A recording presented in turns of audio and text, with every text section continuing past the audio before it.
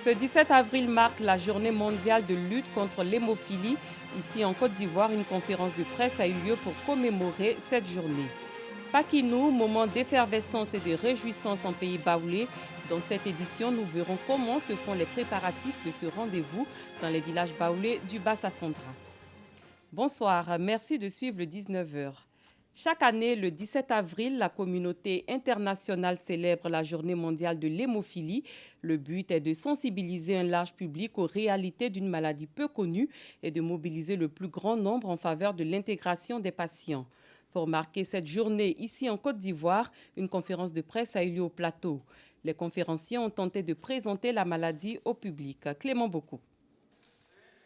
Une conférence de presse pour expliquer les causes de la maladie et aider les personnes souffrant d'hémophilie à se prendre en charge. À l'occasion de la journée mondiale de l'hémophilie, l'ONG internationale hémophilie et autres maladies du sang veut faire connaître les signes cliniques de cette maladie au public afin d'éviter les décès par ignorance. L'hémophilie, c'est une maladie héréditaire de la coagulation qui fait que quand un enfant naît avec cette maladie, quand il se blesse, il va saigner plus longtemps. Et un autre signe, c'est qu'il saigne souvent dans ses articulations. Les articulations donc vont s'enfler. Il saigne aussi dans ses muscles. Et ces saignements dans les articulations, quand ils sont persistants, ça finit par détruire l'articulation. L'articulation est bloquée, ça gêne donc la marche et c'est souvent qu'on a recours à des chaises roulantes pour ces enfants-là. Donc c'est une maladie qui est handicapante. À ce jour, aucun traitement curatif n'existe. Mais il y a des solutions pour prévenir les crises. Alors le principe du traitement, c'est d'apporter le facteur qui manque. Voilà le principe du traitement. Voilà. On apporte ce qui manque pour que l'organisme puisse coaguler normalement, faire sa coagulation en cas de blessure. Pour les personnes souffrant d'hémophilie, le traitement reste encore cher. D'où ce cri de cœur à l'endroit des autorités. Pour l'instant, c'est la Fédération mondiale de l'hémophilie qui nous aide à prendre en charge nos malades. Mais nous avons ces dons que la Fédération nous fait peut s'arrêter d'un instant à l'autre. Et donc récemment, le président de la Fédération mondiale était en visite en Côte d'Ivoire et il n'a pas manqué de nous le signifier que peut-être très bientôt cet accord 2020 peut prendre fin, ces aides. Et donc il faut que l'État ivoirien assure la relève au niveau du traitement de l'hémophilie. En Côte d'Ivoire, seulement 102 patients sont recensés et suivis par les médecins. Selon l'OMS, pour une population de 10 000 habitants, il y a une personne qui fait la maladie. D'où les campagnes de sensibilisation pour vulgariser la reconnaissance des signes cliniques de la maladie. La Côte d'Ivoire et les États-Unis ont signé hier à Abidjan un arrêté ministériel portant organisation et fonctionnement de la direction de l'égalité et de l'équité du genre de l'unité Action Genre mise en place par le Millennium Challenge Corporation. Le ministre ivoirien de l'Éducation nationale, de l'enseignement technique et de la formation professionnelle Kandia Camara et la vice-présidente du MCC, Karen Sessions, ont paraphé le document au palais présidentiel d'Abidjan. C'était en présence du vice-président ivoirien Daniel Cablon-Duncan et de la conseillère du président des États-Unis, Ivanka Trump. On s'intéresse à une formation des formateurs des femmes politiques en Côte d'Ivoire. C'est une initiative du groupement des organisations féminines hommes-femmes. Elle vise à mieux outiller des formateurs afin qu'ils soient capables de donner des rudiments nécessaires aux femmes politiques pour leur candidature au poste électif. 20 femmes participent à cette formation, comme nous l'explique Doigt de Laser. Madda Sangaré fait partie des femmes qui œuvrent pour l'égalité hommes-femmes dans les instances de décision et au sein des partis politiques en Côte d'Ivoire.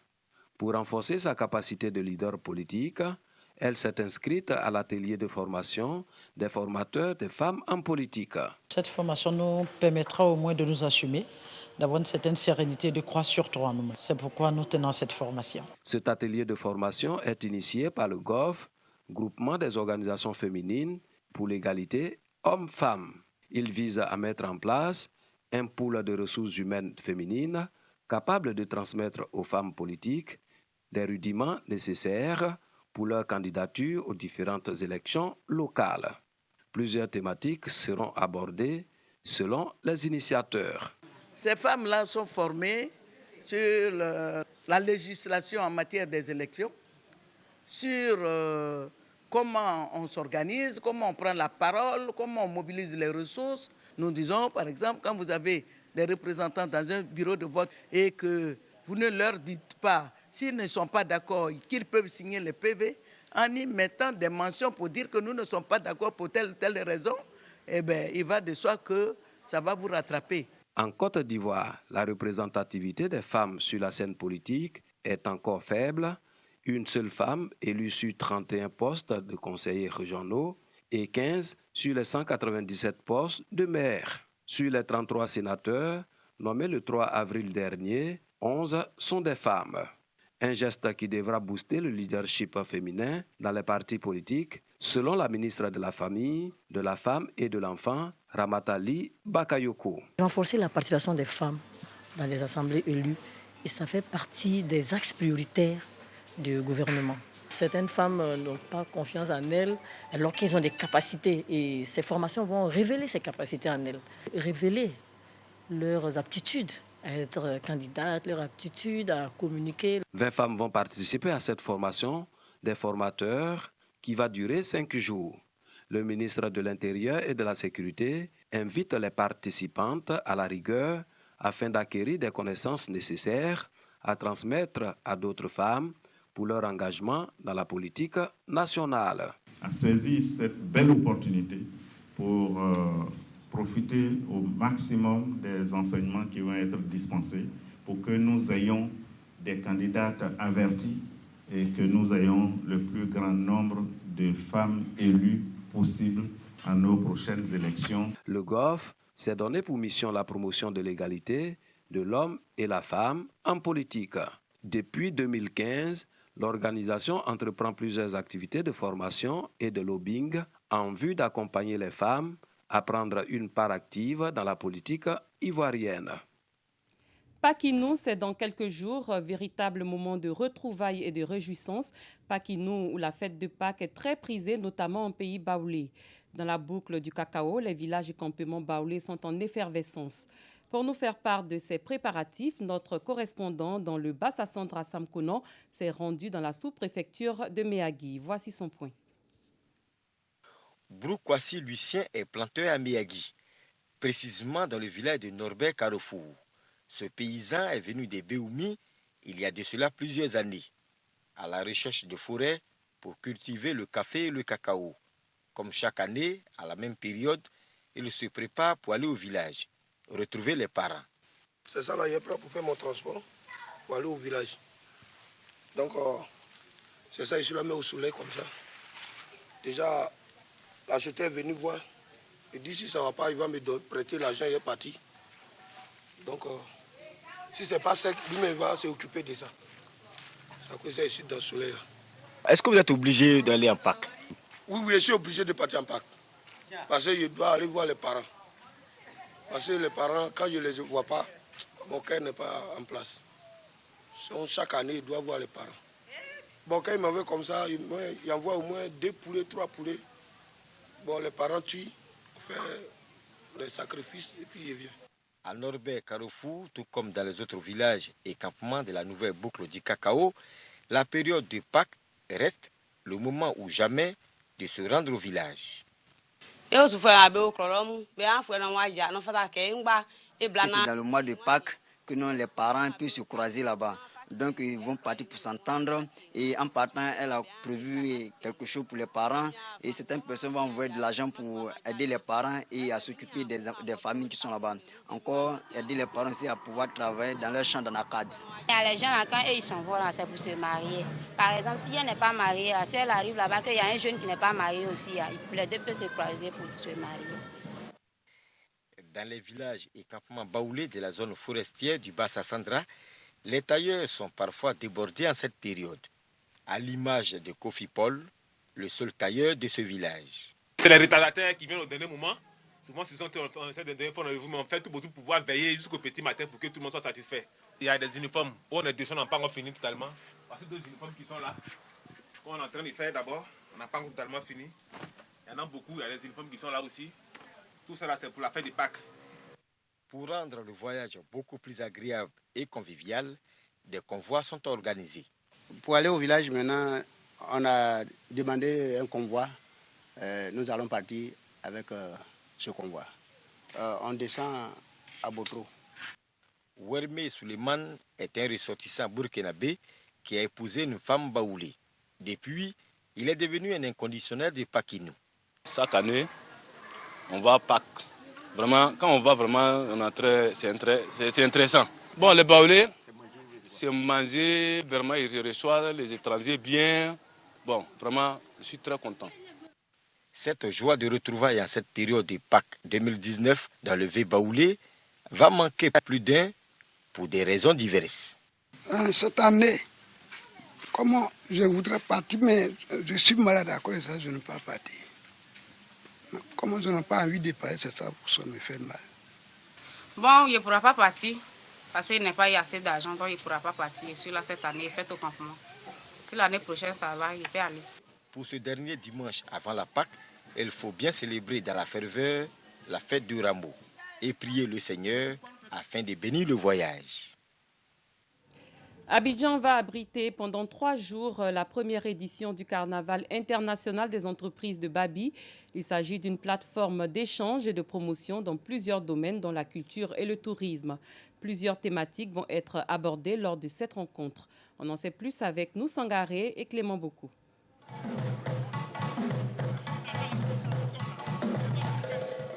La culture sous toutes ses couleurs, bientôt en attraction dans la capitale économique ivoirienne. Durant 3 jours, Abidjan abritera la première édition du Carnaval international des entreprises de Babi, en abrégé Cariéba. Une plateforme d'échange et de promotion culturelle, touristique, commerciale et économique entre les compagnies de danse et les entreprises en vue d'une meilleure relance du secteur culturel. Cariéba, déjà pour corriger cette injustice que subissait Abidjan, qui est cette grande métropole, à l'instar du carnaval de Rio, de Janeiro, du carnaval de Nice en France, etc. Abidjan, Babi, comme pour les intimes, méritait aussi son carnaval. Je me suis dit, je ne vais pas rester là à accompagner les autres et puis demain on dira mais il a passé tout son temps à accompagner, on n'a jamais rien vu de lui. Alors me sentant donc maintenant assez armé, assez capable, avec beaucoup d'acquis, beaucoup d'atouts. Au menu, danse, parade carnavalesque, marionnettes, acrobatie, magie, jongle, actions sociales et concours culinaires. Le carnaval initié par Moulato Arts, groupe artistique panafricain, bénéficie du soutien de Côte d'Ivoire Tourisme. Mais Côte d'Ivoire Tourisme est tout à fait heureux de pouvoir vous accompagner tout doucement. C'est la première année.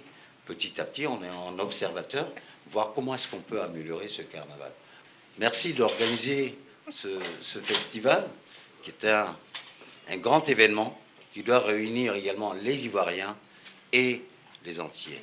Danse et développement, l'entrepreneuriat, solution inéluctable au chômage, des thématiques abordées au cours de cette première édition du Carnaval international des entreprises de Babi. Le Cariéba se déroulera du 29 avril au 1er mai prochain. Ailleurs, une semaine jour pour jour après sa destitution, l'ex-président soudanais Omar Hassan El-Béchir, resté 30 ans au pouvoir, a été transféré hier soir à la prison de Kober dans le nord de Khartoum. Cette incarcération ouvre la voie à un transfert vers la Cour pénale internationale. L'ancien chef d'État est en effet sous le coup de 2 mandats d'arrêt pour crimes contre l'humanité et crimes de génocide commis au Darfour après la répression d'un soulèvement en 2003 qui aurait fait 300 000 morts. En Indonésie, les premiers sondages à la sortie des urnes donnent le président sortant Joko Widodo largement en tête de la présidentielle avec au moins 55% des voix face à son rival Prabowo Subianto. Les résultats officiels définitifs seront connus la semaine prochaine. S'il est élu, le premier défi de Joko Widodo sera la lutte contre les inégalités. Le président a promis de continuer de développer les infrastructures à la fois pour améliorer la croissance économique et pour désenclaver les îles et les populations défavorisées. Fin de cette édition. Merci de l'avoir suivi. Très bonne soirée. Je vous retrouve demain.